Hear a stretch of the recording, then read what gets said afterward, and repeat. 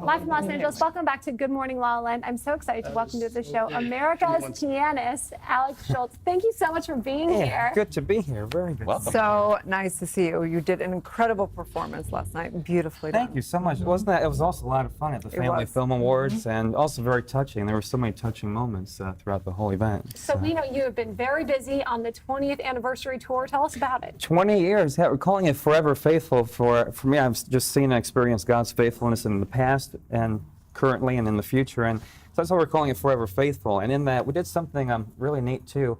I had done some TV and filming of some music for the TCT network, and I found a VHS. That's how old this is. VHS, and it was all grainy and everything. And so we had sent it, asked TCT if they could find a newer copy. So they sent us a DVD, and in the concert, for about a minute, we show that clip, and then with some magic with music, we splice in where I can come in live and play against that video. So people are seeing the video from 20 years ago and then playing live to that same video. So cool. Wow. Which VHS? What is that? Exactly. You know, music is such a powerful tool because, as speaking about God, speaking about faith, you know, the feelings are so important through prayer, through all that, and your music invokes so much feeling. Where is it like a stream for you when that comes through? Because there's a difference between someone can play the same song, but they have emotion and feeling they put into it and puts it at a completely different level. How do you tap into that feeling? Sure. Well, you know, I think life experience and the journey and what you experience in life has a lot to do with that.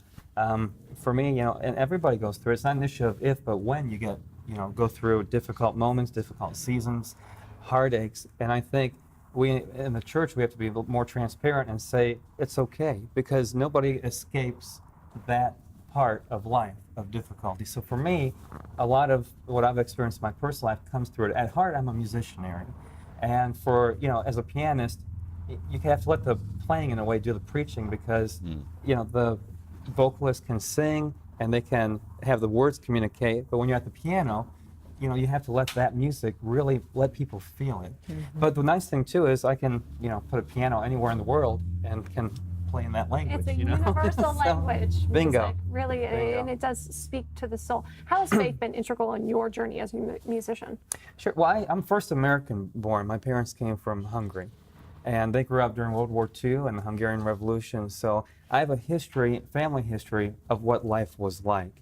And I've seen how God had brought them to the United States of America.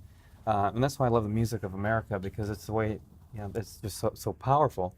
I've been doing some presidential museums and going there and doing concerts, and it's just amazing how we can, you know, in a way, get behind the music, because whether you're a Democrat or Republican, it's the music of America. It's for everybody. And so through the experiences of my parents, I was able to, you know, learn from them, but also, you know, through some heartaches of my own, that's where some of that music comes from, the power of music. And there's power in a worship song, a hymn, any form of music that really connects with people's soul.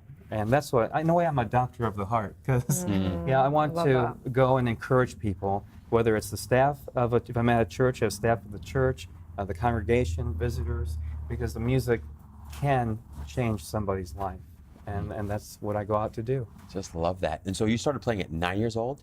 Yeah, I started taking lessons at 9. This is an interesting story, too. We lived in Michigan, then Arkansas, back to Michigan. Now I live in Tennessee. But in the Arkansas years, my first grade teacher, you know, we were kind of low on funds. She kicked in and stepped in and gave me my first keyboard experience. It was Mrs. Dockery. I'll never forget her. And so afterwards, we went back to Michigan, and somebody had donated to my family a Wurlitzer organ thing. So I would come home from church and with one finger try to plunk out what I heard from there. Get back to Michigan, and someone said, well, you never know if he wants to do anything in music, but you know, he should start on the piano. So that was my transition. We found this piano that was in a fire for $200, and it was, you know, some interesting beginnings with that. I bet. Yeah. What's been the most challenging part of your journey as a musician? Well, I think there are people who have the gift of encouragement, but there are also people who have the gift of discouragement. You know? I kind of cheese with that. Touché, yes. And for me, that was, I remember we were doing the circuit of music schools, because you have to get accepted into university, but also you have to be accepted into the School of Music. And so we had one stop, I won't mention where it was, but being Hungarian, there's this Hungarian professor there. So I thought, wow, we could play Hungarian music, talk in Hungarian, eat Hungarian food, all this stuff. And I played Franz Liszt Rhapsody, Hungarian Rhapsody No. 2. And I played like maybe 5 measures of it. And he came to the piano bench and he looked at me in the eyes and he said, if there's anything else you can do with your life, do it. Wow. Wow. And yeah, I was 17 and I sat there and I thought, oh my goodness, you know, was it first reaction was it really that bad? But people will set an expectation of failure in your life. And for me, it was, you know, that's where my faith had kicked in because, you know, how many of us have said or had people that say, all you're going to do is what? Fail if you try to do something. And that's what this professor did, set that expectation. And for me, a verse came right into my head. I can do all things through Christ who strengthens me. And that's what sustained me at that moment and kept me going, kept me moving forward.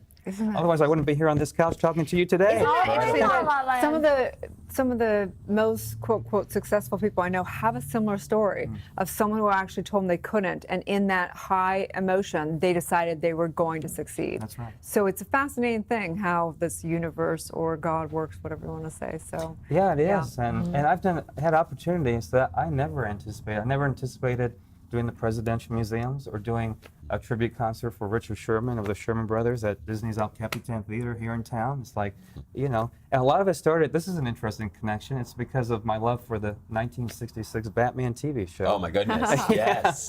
Some of my collection was here at the Hollywood Museum on display, and it was going out to see Adam West and Julie Newmar and Frank Gorshin in the 90s, and becoming friends with a guy named Wally Winger, and then I became part of the Bat Pack, I guess we're called the Bat Pack, and had done events for that. But through the connections there, I have met people in music, like a good friend of mine, Rob Richards, and he was doing a concert at a church. I call that church, and my first time out here was in 2002 of that January. Well, So thank you, Bat Pack. that's right. Tell people where they can find you and listen to your music. Sure, everything is Piano Creations. So the website is pianocreations.com. All the social media, Instagram, Facebook, Piano Creations.